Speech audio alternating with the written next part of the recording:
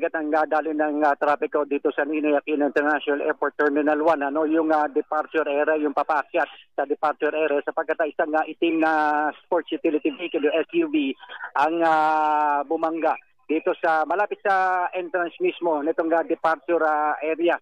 At nandito pa siya, at sa impormasyon na nakuha natin mula sa mga otoridad dito ay may ilang nasugatan. Pero bukod doon sa mga nasugatan, meron ako nakita doon sa gawing ilalim nitong SUV na tinakpan na nila ng kumot. So hindi pa natin alam kung ano yung buong detalye rito. At doon sa aking nauliligan lamang dito sa mga nag-uusap-usap ng mga tao rito ay bigla na lamang daw sumibat yung sasakyan papunta doon sa harapan ng entrance dito sa Terminal 1 departure area ng Ninoy Aquino International Airport. So sa ngayon, talagang mabagal ang usad. Yung ilang pasero, nakita ko, naglalakad mga baba, at kinordon na ng mga tauhan ng Philippine National Police at ng Airport Police, Aviation Security. Itong harapan mismo ng entrance ng NAIA Terminal 1. Kung nakaharap ka sa NAIA, yung gawing kanan, yung entrance sa gawing kanan, doon bumangga itong SUV. Makikita yan doon sa ating salamin,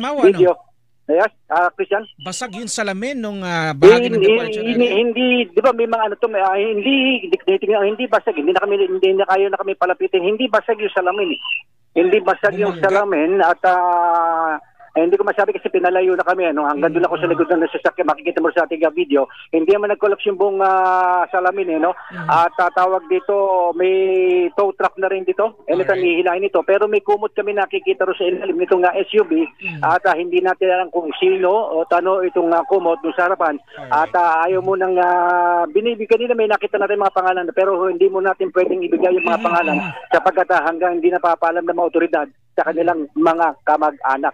So meron isang lalaki naman dito sa gawing kanan ay naka-sweater to kanina, hindi ko lang alam kung kamag-anak ito o kung nahagip ng sasakyan at hawak-hawak naman siya ng mga tawag ito ng mga security guard nitong NAIA at talang pinapayapa siya sapagkat mukhang nangihina